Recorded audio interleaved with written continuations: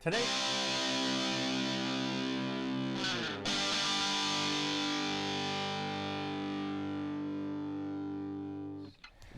other interesting political news, you have Trump saying to forgive Bud Light. Now, this comes to us thanks to Citizens Free Press, who is someone who consistently reposts the things that Trump posts on Truth Social. And he says, quote, President Trump now new statement on Bud Light. And this is quite lengthy of a quote, but as youth might say, a couple weeks ago it did go viral, to say the least. It got 1.3 million views, but only 1.3 thousand likes, also known as getting ratioed or nothing. So I suspect most consumers will not start to again support Bud Light, even though Trump is saying you should.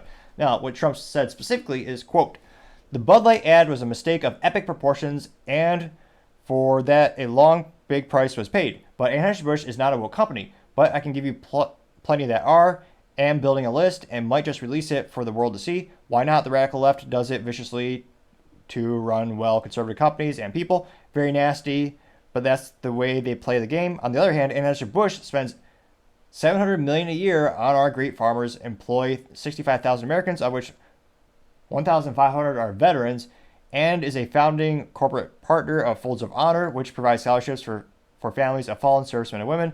They raised over $300 million and given 44,000 scholarships. Anheuser-Busch is a great American brand that perhaps deserves a second chance. What do you think? Perhaps instead we should be going after those companies that are looking to destroy America, unquote. That last part was all caps. I probably should have attempted his. Maybe I will attempt his dialect, or let's see here. We should go. Perhaps instead we should be going after those other companies that are looking to destroy America, unquote. Perhaps not the worst you ever heard, but hopefully it made you at least smile and laugh a little bit. Now, interestingly enough, he says Anheuser-Busch is an American company, which kind of debatable. How do you define an American company? That's a debate in and of itself. A lot of people say Toyota is un-American because they're headquartered in Japan. I would argue their U.S. headquarters is based in Texas, one of the best countries on the planet. Haha, that was not really a joke. A lot of people consider Texas a country because it's so awesome and independent. Some people do call it a state, but nevertheless, they're headquartered in Texas. They manufacture many of the vehicles in the United States. They employ hundreds of thousands of Americans in the United States. So would you consider Toyota an American company? That's a good debate to be had. But I would argue that's pretty American. They have a business operations here. They have employees here. They build products here. But some people might debate, no, they are globally headquartered in another country. Some of the profits go over there, obviously. And a great vast amount of the research and development is also in the global parent company, with the U.S. headquarters being an entity of them. Now, the same thing can be also said for Anheuser-Busch. They used to be 100% made in America, based down here. Well, subsequently, they were actually purchased out by InBev. Now everyone knows about InBev. They're now known as Anheuser-Busch InBev, publicly traded as a company as such. And their global headquarters is in Belgium, which, incidentally enough, they don't just make good waffles and great rifles and pistols. I was going to say, certainly not sponsored by FN Herstal, but I'm a fan, to say the least. So, that's interesting. Now, they say, that's actually something I wouldn't brag about in terms of the percentage of veterans. He's saying they employ 65,000 Americans. Now, only 1,500 are veterans? So sorry, they employ 65,000 Americans, 1,500 are veterans, which again is still great that they're giving them jobs and employing them. Don't get me wrong, but I wouldn't brag about that percentage point. Now, let's go ahead and bust out the good old-fashioned calculator, because Lord knows public schools, they are teaching many things, very little of which are actually academic based, and test scores support my theory of them doing a worse job over time. We pay them more, the teachers. But another topic for another time perhaps. But if they employ 1,500 veterans, but their total employment is around 65,000, we're going to take 1,500 divided by 65,000. That gives us 0.02307. Now, we're going to multiply that and turn it into a percentage. Do that right there. That means 2.0769 of the people employed at Anheuser-Busch are veterans. Now, if you feel so inclined, we could also round up a little bit. We'll just say 2.3% of the people who work there are veterans, which, again, It's better than zero, and it's great that they employ them. But that is such a small percentage, I wouldn't necessarily brag about. Now, Black Rifle Coffee, I believe it's well over 50%. It's also veteran-based, veteran-founded. I mean, that company, I feel, is a lot more authentic in terms of bragging about people who have veteran experience working at the company. I mean, in this case, that's really not that big. Now, they say they spend $700 million a year on farmers. Well, that's not that unique in and of itself, because every food company does that. Every beverage company does that. Coca-Cola, PepsiCo, some of the largest companies on the planet, they're buying a lot of corn from the Midwest, thanks to corn subsidies as well. But they have a lot of high fructose corn syrup. That's a huge part of Iowa. I mean, it's a huge part of Illinois. I mean, they also do that. Now, I guess it is, let's see, they are the founding corporate partner of Folds of Honor. When I say corporate partner, that also means they just put a lot of money, which, again, that's good. And they've raised $30 million, and that's good, don't get me wrong. But I don't think the points that he's trying to articulate are very compelling, because, again, they are a global company, a global brand. A lot of people will argue to the death that they're really a Belgian company now. Now, they still have a U.S. headquarters. It's not their global headquarters, and they still employ a lot of Americans. A lot of companies do. So even though Trump is saying this, and we're hearing more and more celebrities, or as the youth might say, influencers, bring out these points, again, there's not a lot of compelling reasons, and they are starting to sponsor more conservative folks, and including comedians. So Bud Light, again, they're putting money in the UFC. They are starting to sponsor them, and again, that's good. You want them to sponsor things you like. So maybe this is enough of a compelling reason for people to reignite their purchase of the product. But again, if I was, Bud Lights, or realistically, if I was Brendan Whitworth, the CEO of Anheuser-Busch, well, I was going to say, I do a lot of things differently, but I would probably focus on different things, and probably also include an apology, because that's what everyone is asking for. And yeah, your sales are going to go down if you do that. You will be boycotted by people who are far left. However, I think if you look at the percentage of where your sales come from, now granted, demographics, and I forget what the youth call it, the that's a fancier word for sexual orientation, sexual preferences, those are shifting in the United States. There's a complex question in and of itself of why that is. But again, if you look at the trends in the United States, maybe long term that would hurt Bud Light. As again, if you look at where they're putting money, Bud Light also is part of the LGBT community. They sponsor the parades. They have been for decades. And to me, that's not the big controversy or point of controversy. To me, I think the Dylan Mulvaney Business Blunder of the Year was because Dylan Mulvaney's average audience was 15 years old. Again, in the United States, children cannot buy alcohol products.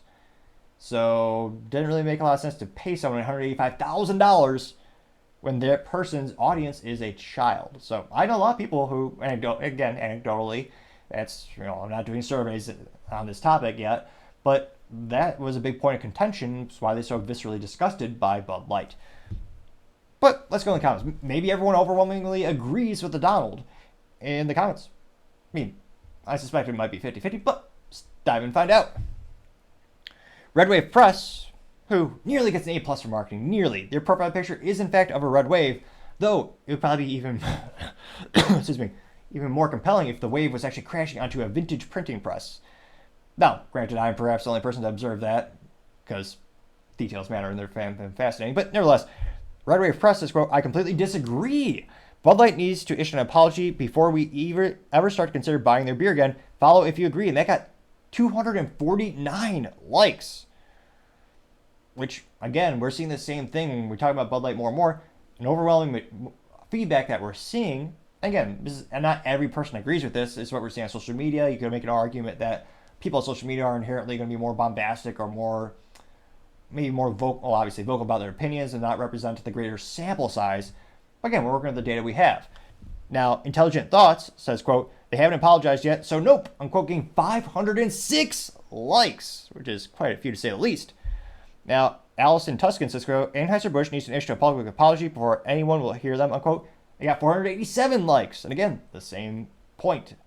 Joe says, quote, I'd rather support an American company like Yangling, unquote, getting 361 likes, which, personally, I like to support family-owned businesses. Granted, I'm also biased owning a business myself, but this is one of those things where I think you always get a lot of the best support, a lot of the best products, and they're more invested in you when you're working the family-owned business. And Yangling is not only the oldest brewery in the United States, fascinatingly enough, they're the they're still family owned, which pretty much breaks every statistic in terms of, you look at the number of companies that either go out of business or they're sold off to private equity, they're sold off. Overwhelmingly majority of the time, the company is no longer associated with the family. I mean, pretty much darn near every product you own, see, or know about, it was founded by a family, and maybe it'll stay the first generation, maybe. But second or third, the odds just go down dramatically.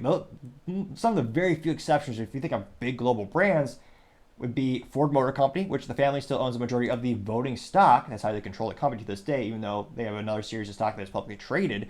But you also have the Walmart family, which has, again, a big stake in the company. And up to the Zippo lighters as well. I mean, a lot of the products are no longer family owned. So that is a good point. If you believe in local, supporting family owned business, Yangling, that's a great product. Granted, I'm not a spokesperson by any means, but when my IT company hosts events where we have to provide our own beverages, when I'm swiping the corporate card, I choose Yangling, partially because they're family owned. Now, ironically, again, I'm not a beer connoisseur by any means. Truth be told, if the occasion calls for it, I might have a spirits. But I would not even know about Yangling, with the exception of the Bud Light boycott. That's how it was brought to my attention.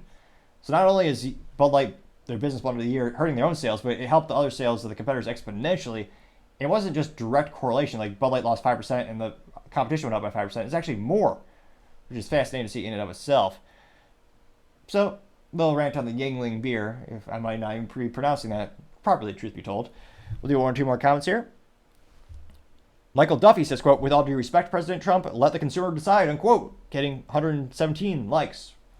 Which, I don't think he's actually forcing people to buy a product or anything, he's just getting him those 2 cents. I guess he is encouraging people to buy it. Now, I don't know if this is real. It is a verified account.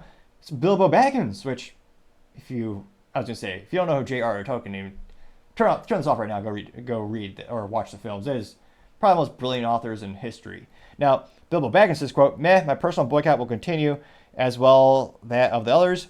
Love they guy, but contrary to MSM popular belief, we are not NPCs that will forgive the degradation of society because of a Trump post getting 350 likes.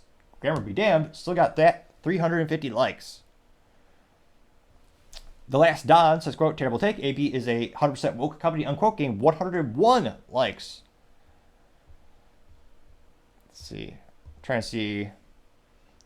No thanks. A lot of people saying no thanks, getting between 20 to 50 likes. A couple of people specifically, again, like I said earlier, they're specifically calling it out. So 1970 Jets fan says, quote, the problem is not that they are not an American company any longer. InBev is a Belgian company, unquote. They got 42 likes. So this might be perhaps one of the most unpopular things Trump has ever posted. Well, granted, this is reposted on X Twitter. It was on his Truth Social first. But yeah, overwhelming majority of comments are saying Belgian-based, we need an apology. I think those are the two biggest trends you're seeing right now in the comment section. And again, yeah, it'll be interesting to see what does Bud Light do at the end of the day. They're spending a lot of money on marketing, and it's not been too effective yet. So we'll see if the actual sales go up anytime soon. But let's just say, if I were to look at the Magic 8 Ball and shake it up a bit, I can't help but think we'd probably still say the outlook is not good. Thank you, everyone, again, for taking the time to tune in. Again, I'm trying to get to 4,000 subscribers by the end of February, so if you click that button, I greatly appreciate it. Also, sharing it with your friends, give me a thumbs up, a thumbs down, or a comment is a great way to give me some additional feedback and let me know how I can improve the show. Also, lastly, don't forget to take the time to tell your family, tell your friends, tell your coworkers, heck, tell your enemies, tell anyone and everyone. Just stay safe, fight the good fight.